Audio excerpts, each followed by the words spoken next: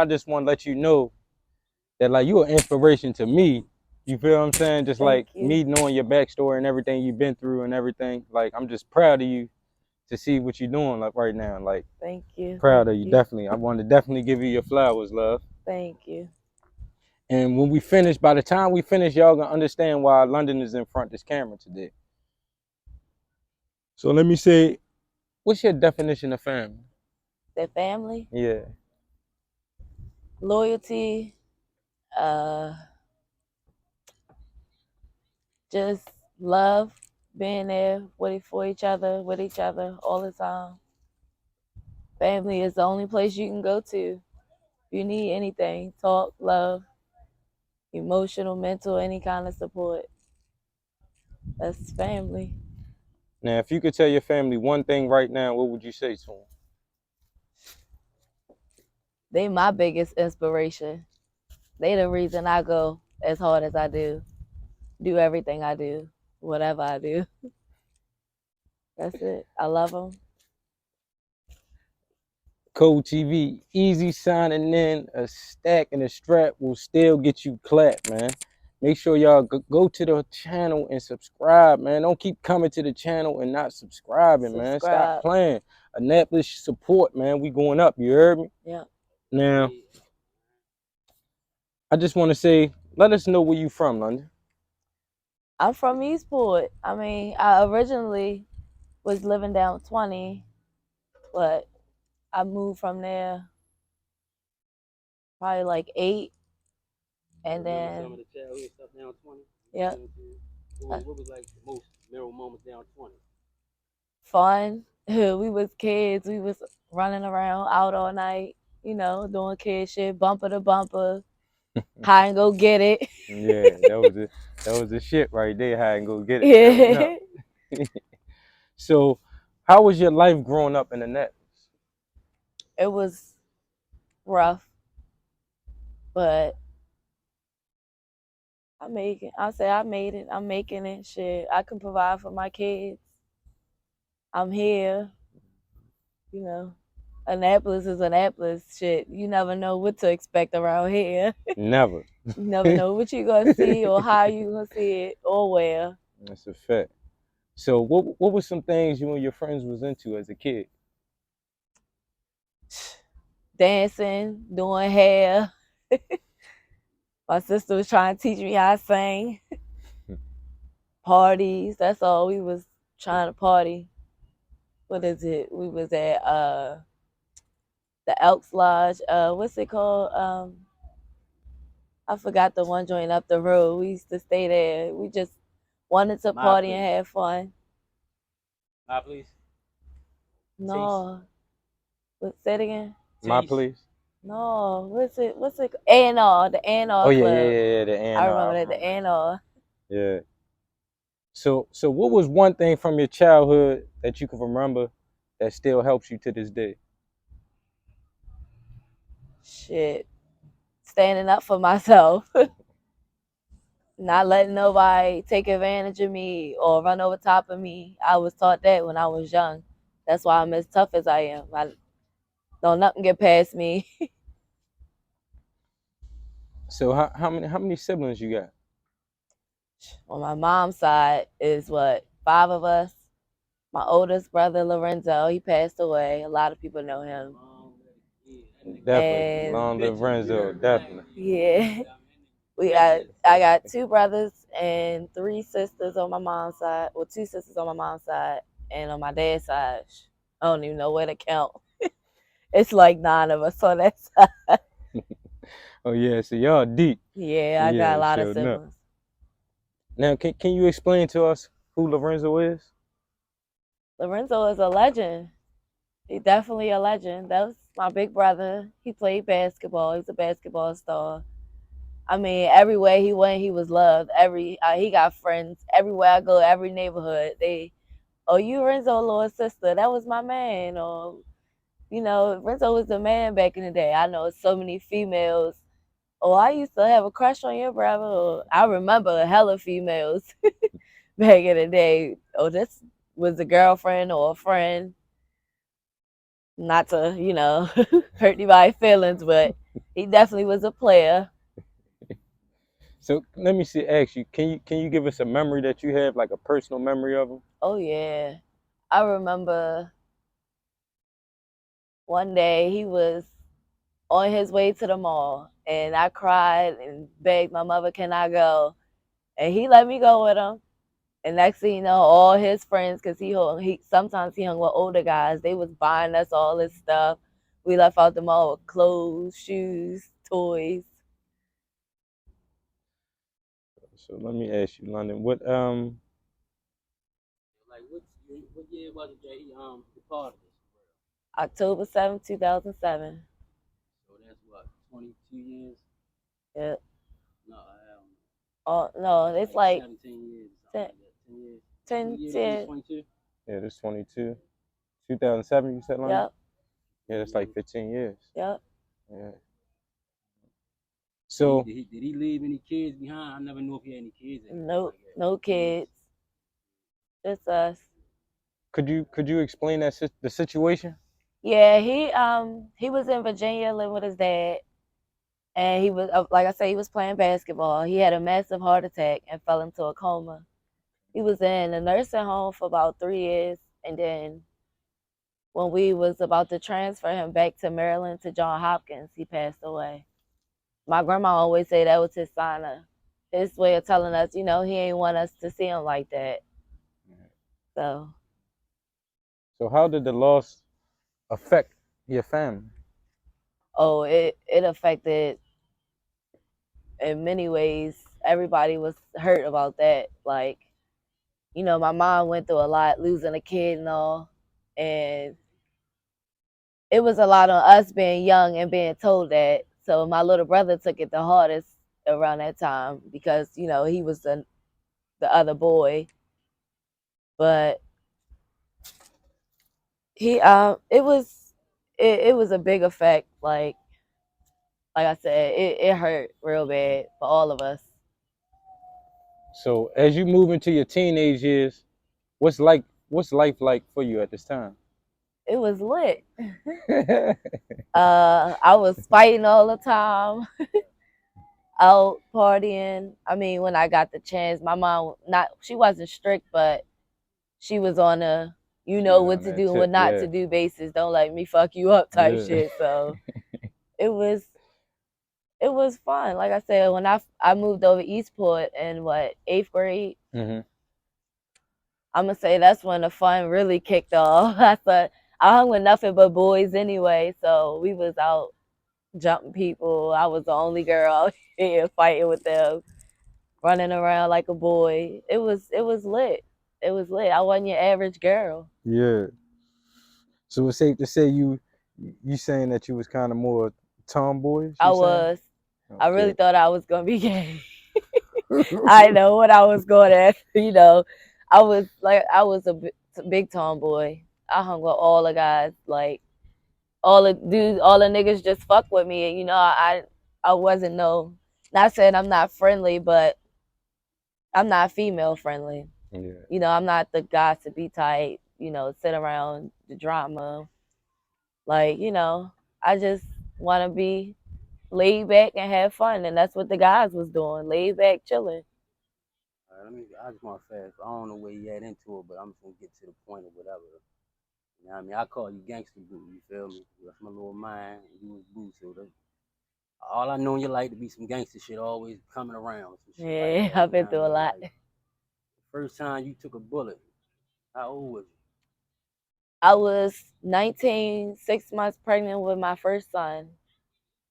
I got shot in my back and it came out my arm and just missed my heart as well.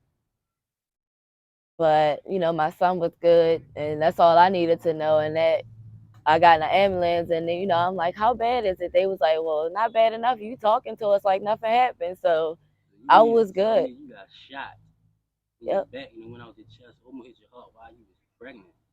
I got shot with a 38 revolver. So if I could backpedal a little bit, what's the events that led up to the altercation to make that happen? Well, that was the first time I got shot. I was shot on 2 different occasions. Right. A lot of people don't know that, but That was actually a stupid. A stack and a strap will still get you clapped. Code TV Media. While y'all enjoying this video, make sure y'all subscribe to the channel. So take us to the second night, the second time situation.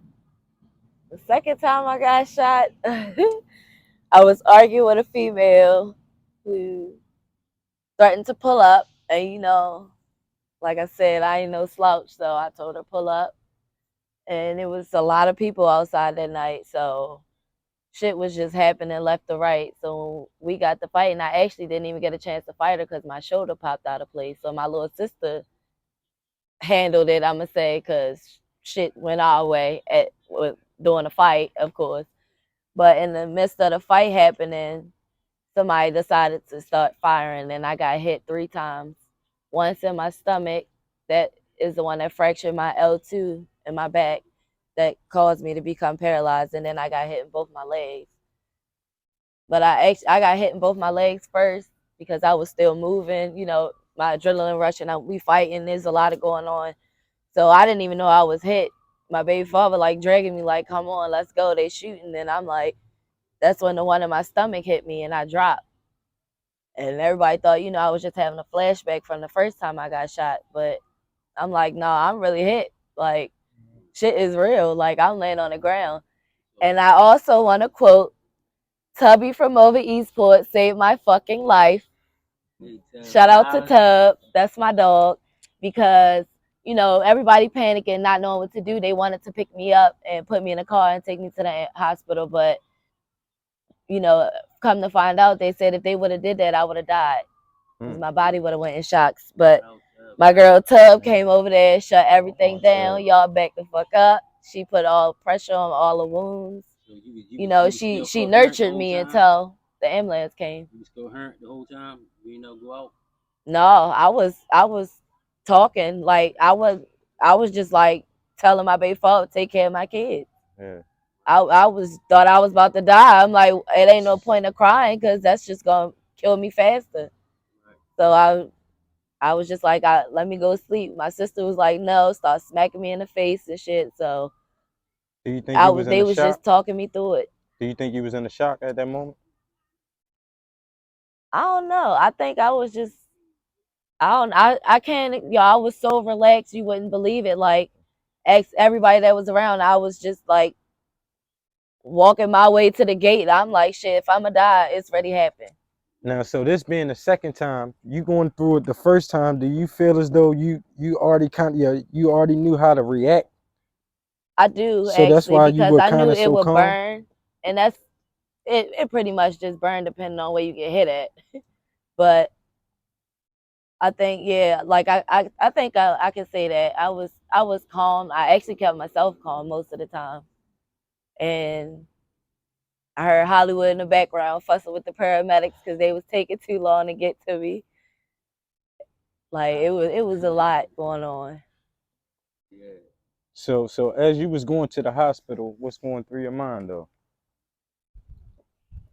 Um, Are they working on you in the back of the? well, they put me in an ambulance and took me to Annapolis Middle and put me in a helicopter. I had to go right to shock trauma. And they was working on. They gave me something to, I guess, numb me out or whatever. But I was still, you know, into. But my all I could think about was my kids. Like I hope my baby father do what he supposed to do, take care of my kids. Like he a good dad. I know he gonna do it. That's all that kept running through my head. And my mom losing another kid, she also popped up on my mind, like immediately. Like damn, my mother about to lose another child. Like this gonna kill her.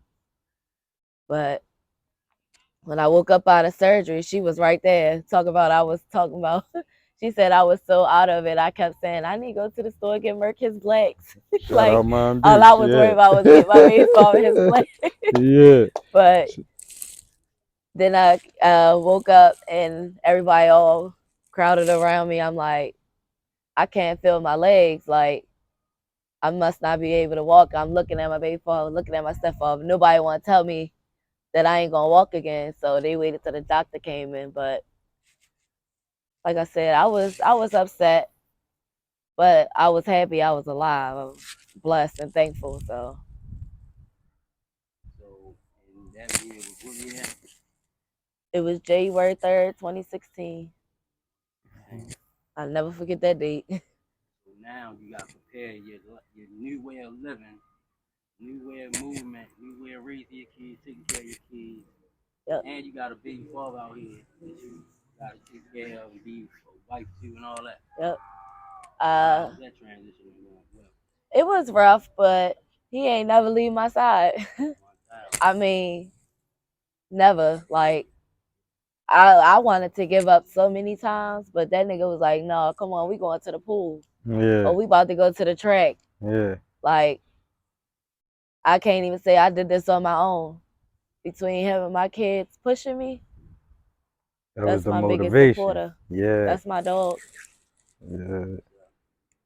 So if you had something to say, like everybody that's in the wheelchair that you seen give up out here, like what would you say to them? Don't ever give up. They told me I would never walk again.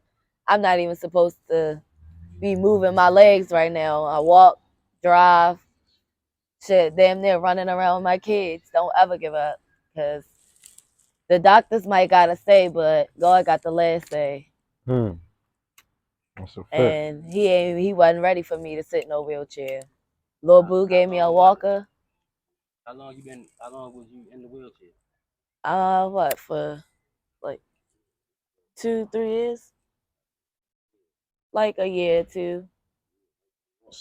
And like I said, Lil Boo gave me a walker, one of the ones that you could walk and sit on. Mm-hmm. And I looked at my wheelchair like, man, baby, take that to the dumpster. He threw that bitch away. I never sat down again. On my kids, I've never sat in my wheelchair ever again. I don't, like I said, I don't even use a walker no more either. So I just transitioned. Like it's all in time. And So do you think if any one of them links wasn't there, any one of them, you think it would have been different? yeah, it would have. I think so. A lot of niggas, man, a lot of dudes, man, ain't let a girl get put in the motherfucking wheelchair. Nigga gonna push that bitch right out the door and keep it going. You heard me?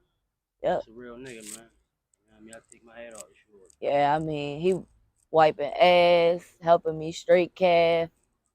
I ain't ashamed to say my baby father definitely that nigga. So, what would you say to the women or anybody for that matter, that's in that situation that's trying to get back to walk again? Just push. You gotta push yourself. Even when you don't feel like doing it, shit, just keep going. Like you're not I know you're not gonna ever get out the wheelchair just sitting around waiting.